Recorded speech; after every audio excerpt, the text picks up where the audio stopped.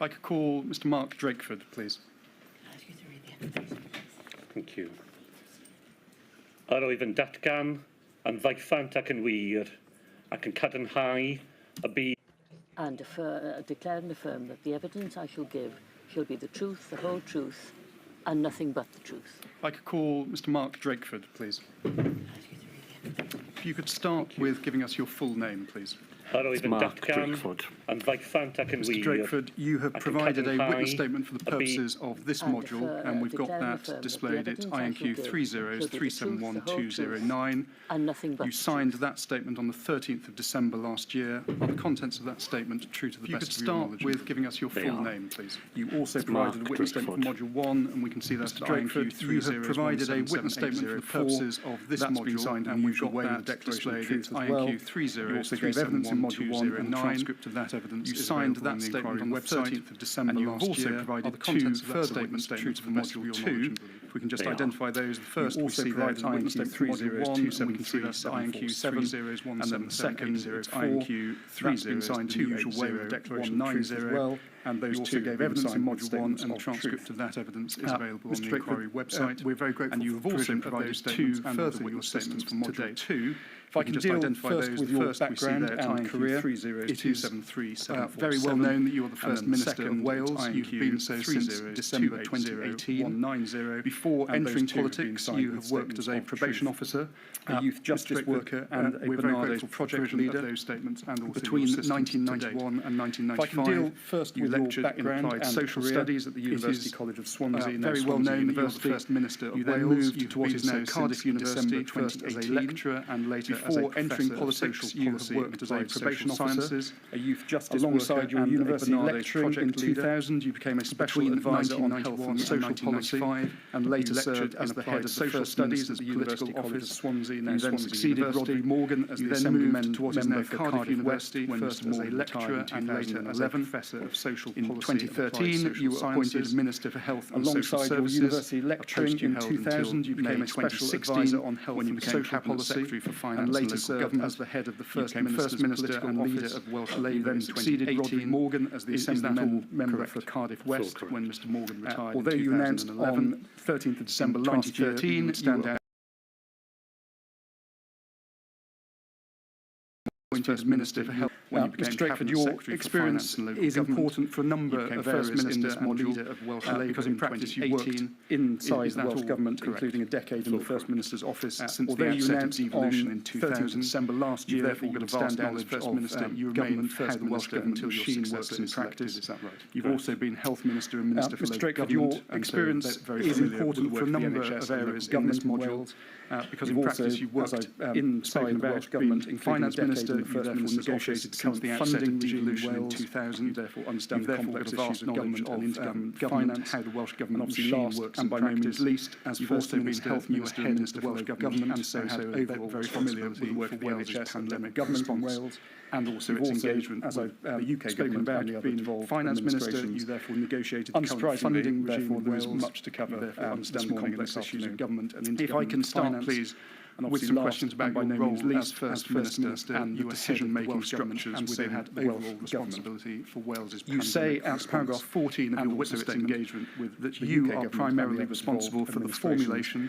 development and presentation of Welsh government policy, and you say that this did not change during the pandemic. With some questions about your role as First Minister and the decision-making structures you chair the Welsh Government Cabinet. You say, you describe in your 14 of your Cabinet as the core decision-makers, primarily responsible for the formulation, the practicalities and ministerial presentation of Welsh government remote working, and you say that this collective decision-making remained intact throughout the pandemic. Is that right? That would be right. As First Minister, you chair the Welsh Government Cabinet. You describe in your witness statement the Cabinet as the core decision-makers, and you say that although the practicalities of ministerial engagement changed, we will look obviously at those particular decisions in greater detail later this morning and this afternoon. Is that right? But broadly speaking, so that we know the lie of the land and we know how you approached these issues, were all the momentous decisions, so the decisions, for example, to impose lockdowns, social distancing measures, and so on, were those decisions that made in practice in greater detail by the Welsh Cabinet later this morning and this afternoon. Decisions made by you broadly and informed, so that we know the lie of the land and we know how you approach these issues. The decisions of the Cabinet either made directly in the Cabinet and almost always in that social way. distancing measures Occasionally, and so on. Were those decisions that were made in practice by the Welsh Cabinet, or were they decisions made by you and knowledge informed of what or the endorsed Cabinet later would by have decided? Because the prior decisions were always made sometimes in a Cobra of the Cabinet, either made directly in the Cabinet and almost always in that way. And although, as you've explained, the full Cabinet led on collective decisions during the pandemic, individual ministers were required to make decisions within their own portfolio responsibilities. And you make the point, it's paragraph 39 of your witness statement, that you expect ministers to exercise portfolio responsibilities themselves, save where, although first a decision full Cabinet led on collective set of resolutions during the pandemic, the issues individual ministers were required to make decisions within their own portfolio responsibilities.